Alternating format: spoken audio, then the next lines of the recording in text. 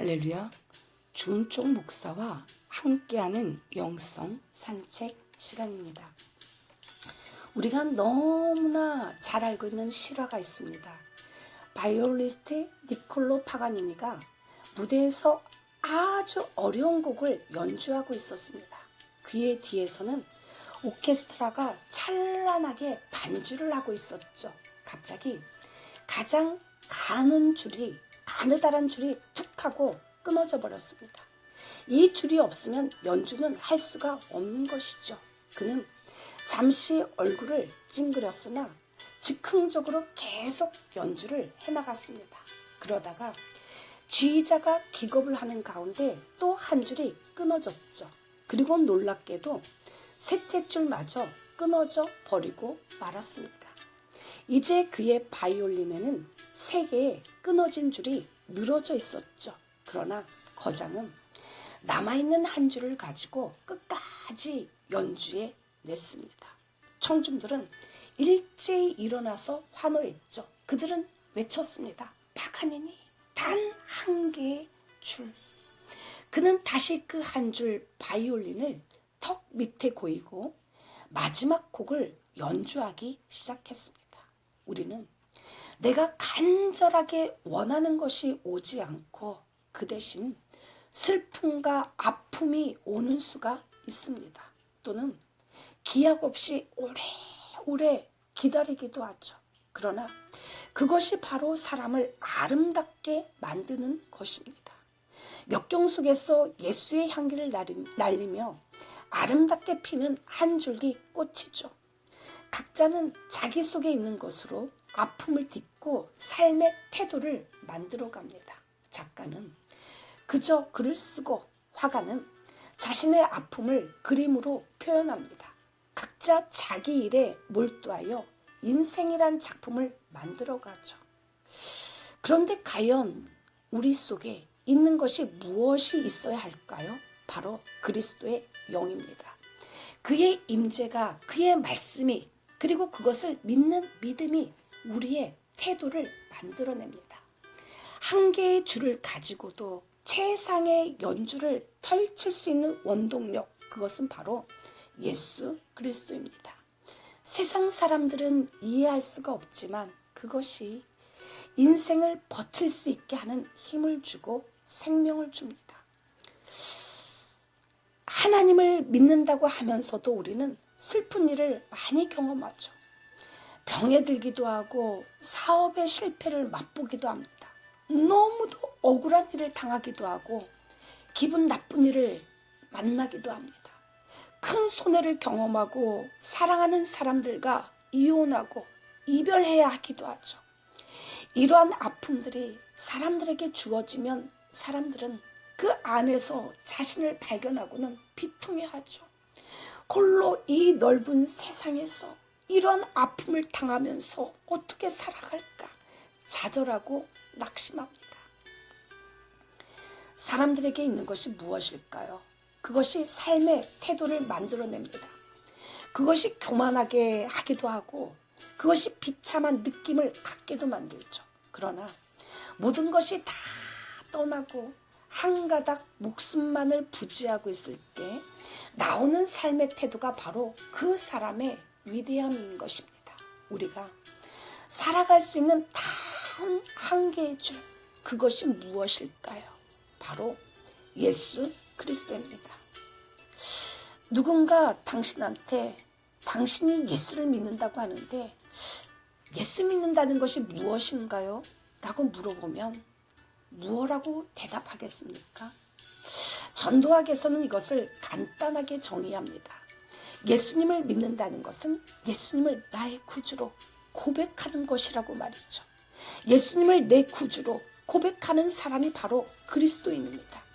예수님이 나의 왕이요, 내 주인이요, 내 중심이요, 내 목적이 되는 것입니다. 그런데 그리스도가 목적이 아닌 수단인 사람이 있습니다. 예수님을 통해 출세하고 병 낫고 복 받고 또 예수님의 능력으로 내가 잘 되어야겠다는 생각이 앞서는 사람, 그런 생각이 중심에 자리 잡고 있는 사람이 있습니다. 이 사람한테는 자기 자신의 소원이 자신의 목적이기 때문에 그리스도는 수단이기 때문에 교회 좀 다니다가도 뜻대로 안 되면 얼마든지 미련 없이 어디로든지 가버릴 사람입니다. 교회 다니는 것이 예수를 믿는 것이 자기 소원을 이루기 위한 수단이니까 그 수단은 얼마든지 바꿀 수가 있는 것이지요. 그러나 정말 신앙은 그리스도가 목적이요 주인이요 중심이 되는 신앙입니다. 예수님으로 말미암아 내 속사람이 변화가 되고 가치관이 전적으로 달라집니다. 바울은 예수께 미쳤죠. 어떤 이는 사랑에 목매어 이성에 미쳐 살고 어떤 이는 돈에 그야말로 환장에 살았지만 바울은 인생의 환란 가운데 예수께 미쳐서 살았습니다.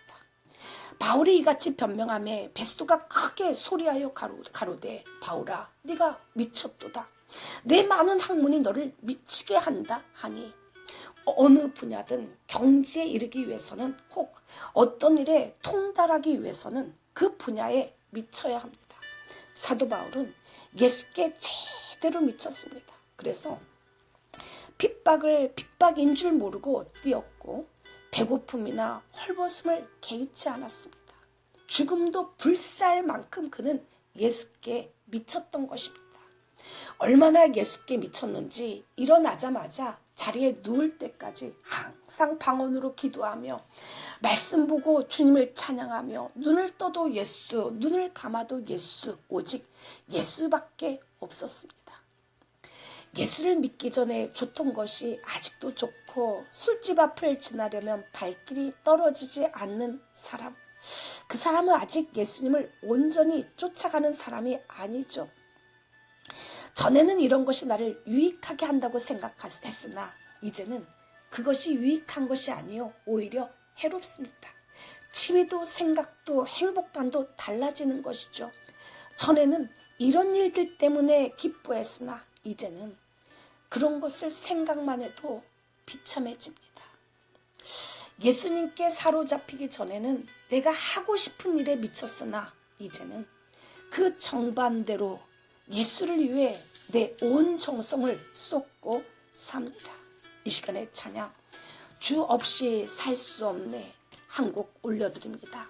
나 홀로 있어도 아픈 마음 감싸줄 사람 하나 없어도 살 수 있어.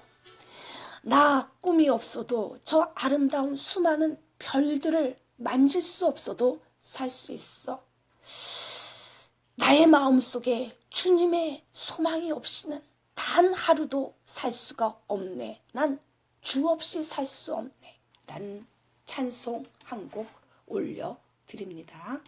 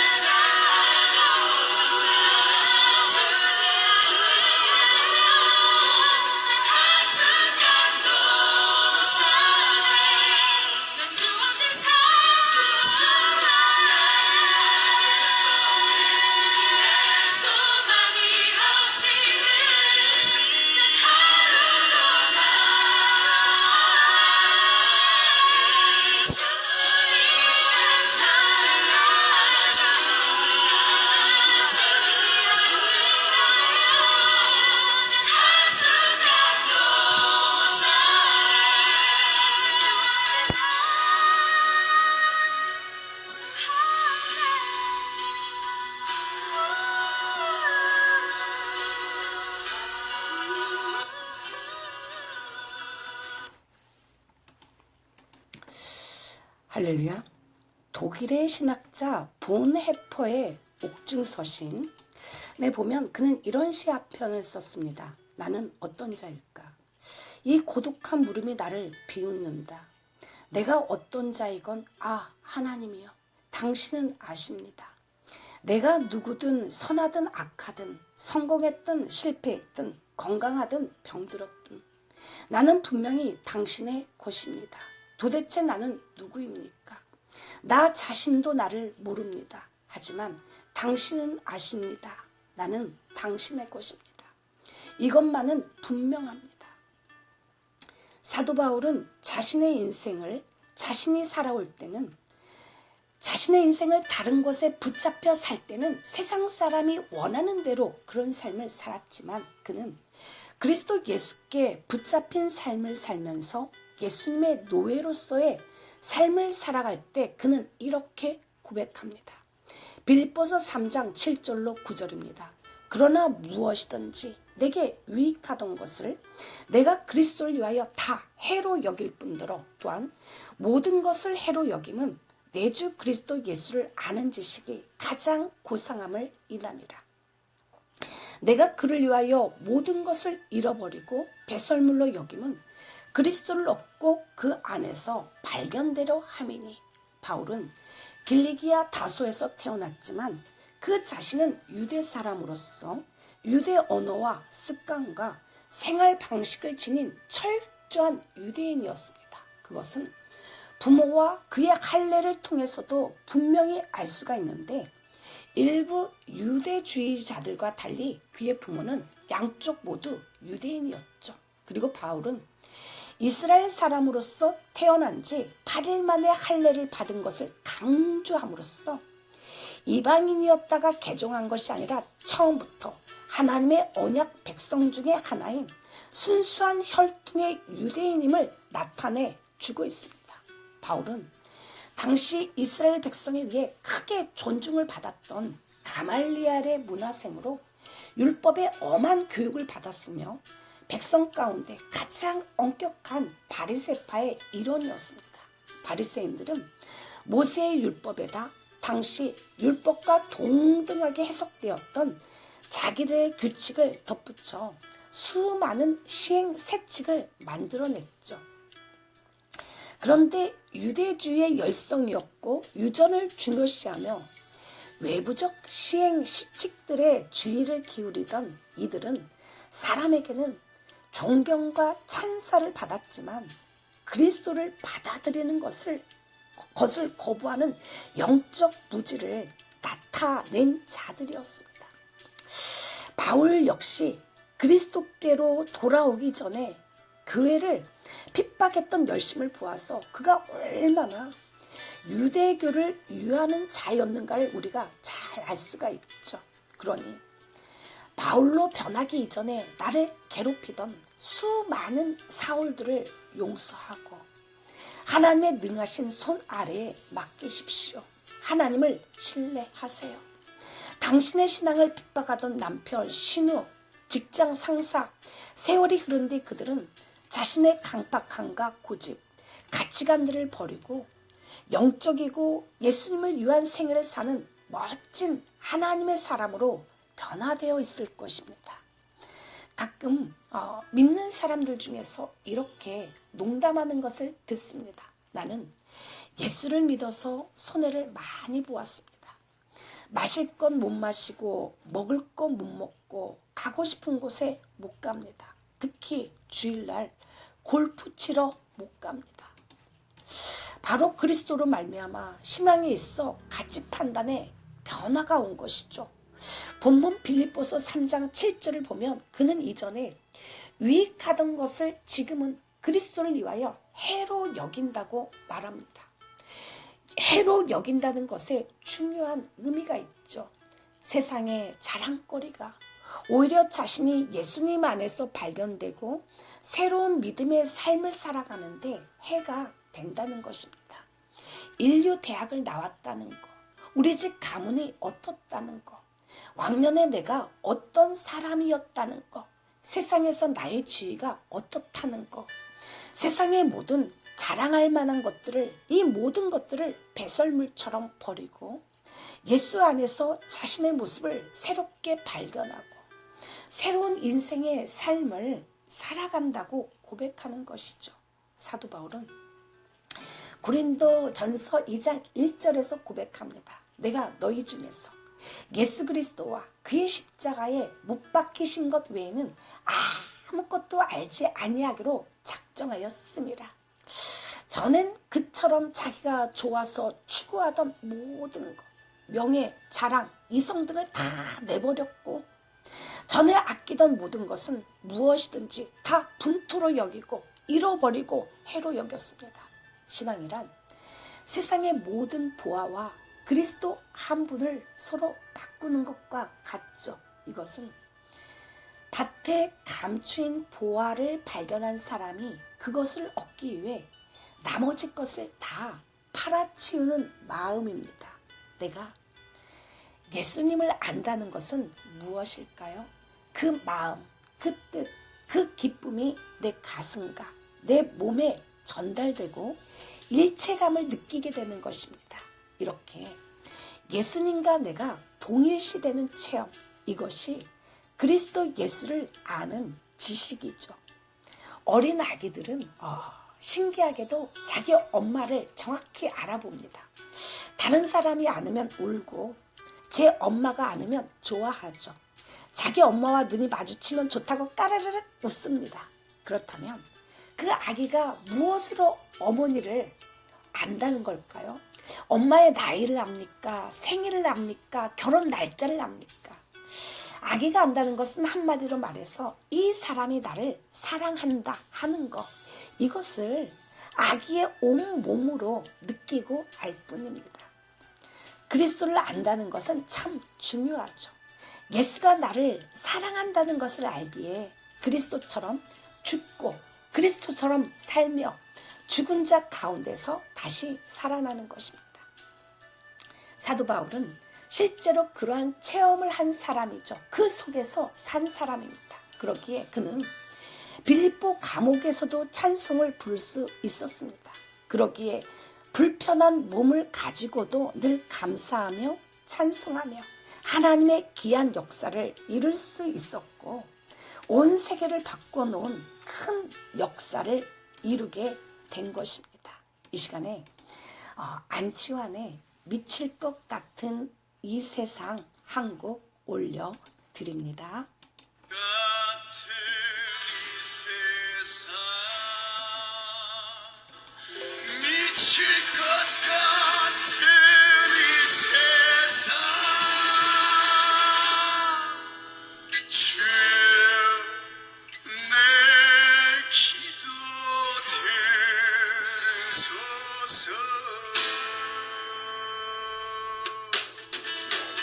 세상 아들 가라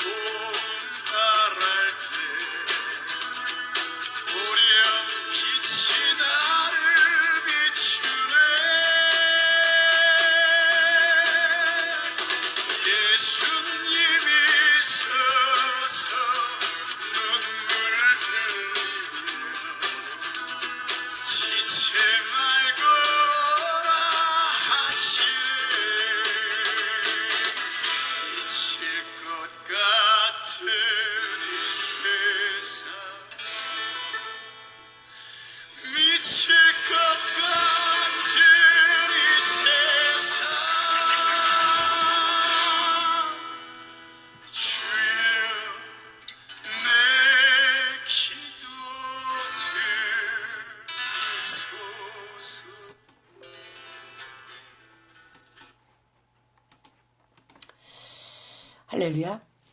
2차 세계대전 당시에 유태인 빅톨 프랭클 박사는 여러 해 동안 나치 수용소에서 수치와 학대를 당하면서도 기적적으로 살아남아 석방되었습니다. 후에 그는 로고테라피라는 정신치료의 획기적인 방법을 내놓아 세계적으로 유명한 학자로 나타납니다. 그것은 바로 자기를 치료했던 방법이었죠. 시련의 초반에 그는 게시타포에게 끌려갔습니다.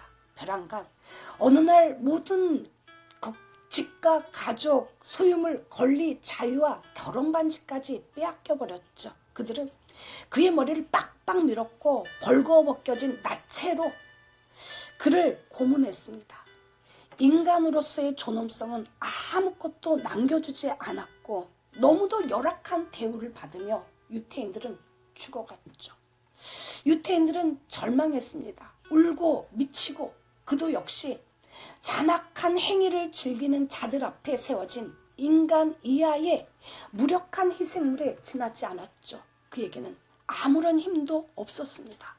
소망도 없었고 모욕과 배고픔과 불결함은 끝이 없었죠. 하루하루가 저주였습니다. 주위 사람들은 모두가 개보다 못한 비참한 짐승처럼 죽어갔죠. 그러나 무엇이 그를 살아남게 만들었을까요?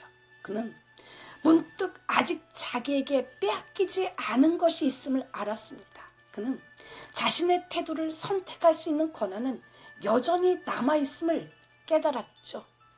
누가 그에게 어떤 일을 행하든 어떤 미래가 기다리고 있던지 간에 삶의 태도를 선택하는 권한이 그에게 있었습니다. 분노의 몸을 던져버릴 것인가? 아니면 용서할 것인가? 삶을 포기할 것인가? 아니면 참고 견디면서 죽는 날까지 존엄성을 가지고 버틸 것인가? 자포자기 속에 그리고 자기 연민 속에 이 사람 저 사람에게 하소연하고 슬퍼하고 동정받고 이성이 마비되어 미쳐갈 것인가?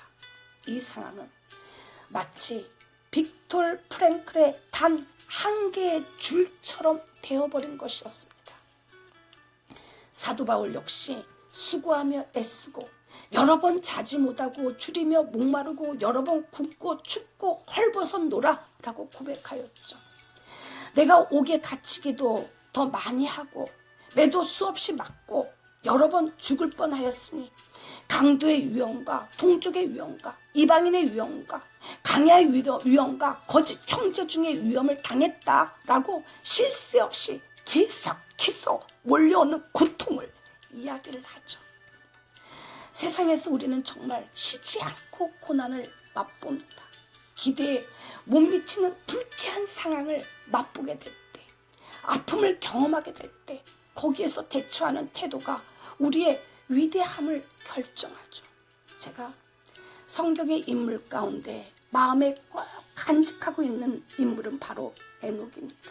정말로 평범하게 살아간 사람, 아브라함처럼 노아처럼 모세처럼 다윗처럼 바울처럼 살아가지는 못했지만 일생 하나님의 마음을 알고 하나님을 사랑하며 변하지 않는 믿음 안에서 하나님과 함께 동행한 사람, 정말로 한갓 농사 지으며 좋은 학벌도 가문도 내세울 만한 업적도 없지만 하늘로 들려 올라간 사람,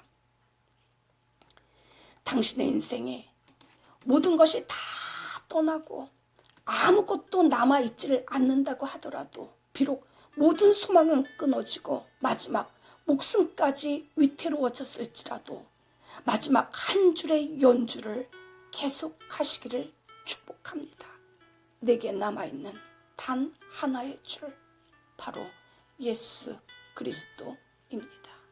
주님, 니콜로 파가니니가 바이올린 줄이 다 끊어지고 단 하나의 줄로도 연주를 마친 것처럼 내게 남아있는 단 하나의 줄, 예수 그리스도로 인하여 살게 하옵소서. 이 시간에 마지막으로 오늘을 위한 기도 올려드립니다. 잃어버린 것들에 애달파하지 않으며 살아있는 것들에 연연하지 않으며 모두가 나를 떠나도 외로워하지 않으며 억울한 일 당해도 원통하지 않으며 소중한 것 상실해도 절망하지 않으며 오늘 살아있음에 감사하게 하소서.